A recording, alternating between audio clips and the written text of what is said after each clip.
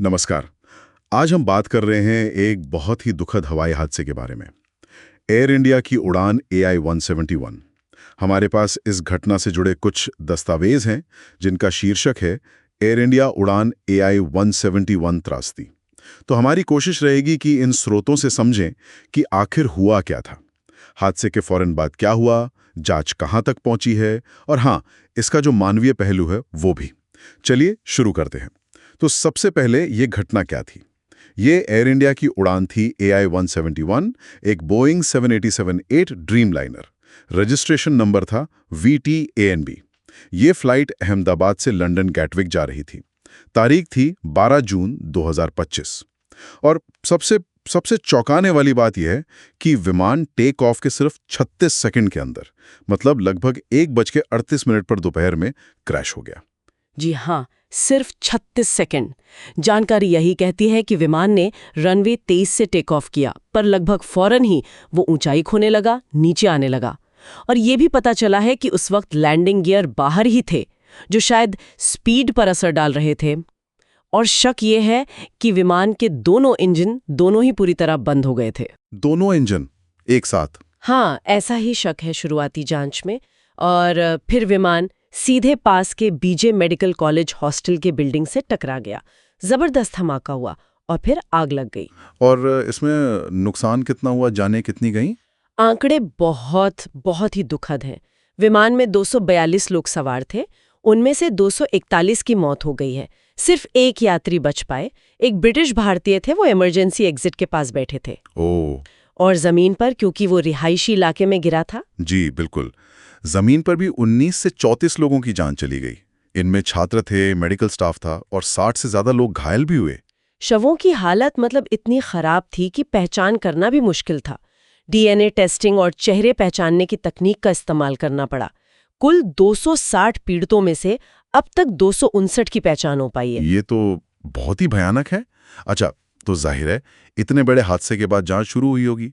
उसका क्या स्टेटस है, क्या पता चला है? हाँ, जांच चल रही है। जो ब्लैक बॉक्स होते हैं, कॉकपिट वॉइस रिकॉर्डर यानी CVR, वो 13 जून को मिल गया था। और फ्लाइट डेटा रिकॉर्डर FTR वो 16 जून को बरामद हुआ। अच्छा, तो दोनों मिल गए? जी, दोनों मिल गए। और उन्हें दिल्ली में AIB मतलब एयरक्राफ्ट एक्सीडेंट इन्वेस्टिगेशन ब्यूरो की लैब भेजा गया। वहां 27 जून तक डेटा निकालने में कामयाबी मिल गई। तो डेटा से क्या पता चल रहा है? शुरुआती जांच क्या कहती है? देखिए, शुरुआती जानकारी तो यही इशारा कर रही है कि शायद विमान के दोनों इंजन फेल हो गए थे। एक और संकेत मिला है, रैम एयर टरबाइन, जिसे RAT कहते हैं, वो खुली हुई मिली। ये एक तरह की इमरजेंसी पावर यूनिट होती है। इसका खुलना भी इसी तरफ इशारा करता है कि शायद इंजन पावर और हाइड्रोलिक सिस्टम फेल हो गए थे। और लैंडिंग गियर का क्या? आपने कहा वो बाहर थे। हाँ, ये भी एक संभावना है कि लैंडिंग गियर शायद वापस अंदर नहीं गए या उनमें कोई खराबी आ गई हो। इससे विमान पर एक एक्स्ट्रा खिंचाव मतलब ड्रैग बढ़ गया होगा, जिसने शायद हालात और बिगाड़ दिए। पर एक अहम बात यह है कि शुरुआती ब्लैक बॉक्स एनालिसिस में किसी पायलट की गलती या किसी साजिश का ऐसा कोई संकेत नहीं मिला है। दोनों इंजन एक साथ फेल होना, वो भी एक आधुनिक ड्रीमलाइनर जैसे विमान में, ये वाकई में चिंता की बात है। बिल्कुल, बहुत गंभीर बात है। और देखिए, हादसे के फौरन बाद कुछ कदम भी उठाए गए। जी। एयर इंडिया के बेड़े में जो बाकी 7 ऐसे ही विमान थे, उन्हें जांच के लिए तुरंत रोक दिया गया। हाँ, ये तो होना ही था। जी। और हादसे की जांच के लिए एक हाई लेवल पार्लियामेंट्री कमेटी भी बनाई गई है। बोइंग और एयर इंडिया के अधिकारियों को भी बुलाया गया है सुरक्षा मानकों पर सवाल जवाब के लिए। और अंतर्राष्ट्रीय स्तर पर कोई निगरानी? हाँ, जो अंतर्राष्ट्रीय संस्था है ICAO, उसको जांच में एक ऑब्जर्वर के तौर पर शामिल होने की इजाजत दी गई है। लेकिन जांच का नेतृत्व भारत ही कर रहा है। ठीक है। और जिन लोगों ने अपनों को खोया इस हादसे में, उनके परिवारों के लिए क्या किया गया? मुआवजे वगैरह का कुछ? जी, जानकारी के मुताबिक विमान में मारे गए हर पीड़ित के परिवार को 1.25 करोड़ रुपए का मुआवजा दिया जाएगा। इसमें 1 करोड़ रुपए अनुग्रह राशि है और 25 लाख बीमा का। और जो लोग जमीन पर मारे गए? हाँ, उनके परिवारों को भी मुआवजा पैकेज में शामिल किया गया है। और एयर इंडिया की जो पेरेंट कंपनी है टाटा सन्स, उन्होंने पीड़ितों के लिए एक ट्रस्ट फंड बनाने के लिए 350 करोड़ रुपए देने का वादा किया है। ये आर्थिक मदद जरूरी है, लेकिन जो मानसिक पीड़ा है उसका क्या? बिल्कुल सही कहा आपने। पैसे शायद वो घाव नहीं भर सकते। इसीलिए जो प्रभावित परिवार हैं, उन्हें मनोवैज्ञानिक और मेडिकल मदद भी दी जा रही है।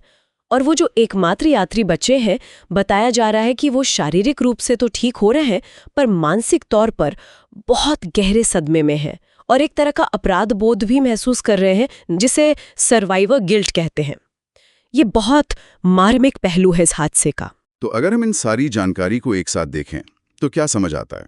यही कि ये एक बहुत ही अचानक हुई भयानक त्रासदी थी। हवा में और जमीन पर दोनों जगह भारी जानी नुकसान हुआ। जांच अभी चल रही है, लेकिन शुरुआती इशारे तकनीकी खामी की तरफ हैं, खासकर ये दोनों इंजन का फेल होना और लैंडिंग गियर की समस्या। हाँ, और ये बात सोचने पे मजबूर करती है ना, कि एक इतना आधुनिक विमान 787 ड्रीमलाइनर, उसमें दोनों इंजन एक साथ कैसे फेल हो सकते हैं, और साथ में लैंडिंग गियर की भी दिक्कत। अगर शुरुआती जांच वाकई इसी तरफ इशारा कर रही है, तो ये हमारी आज की एविएशन टेक्नोलॉजी, उसके रख-रखाव के तरीके और वो अनदेखे जोखिम, जो शायद इतने सुरक्षा उपायों के बाद भी मौजूद हैं, उनके बारे में क्या गंभीर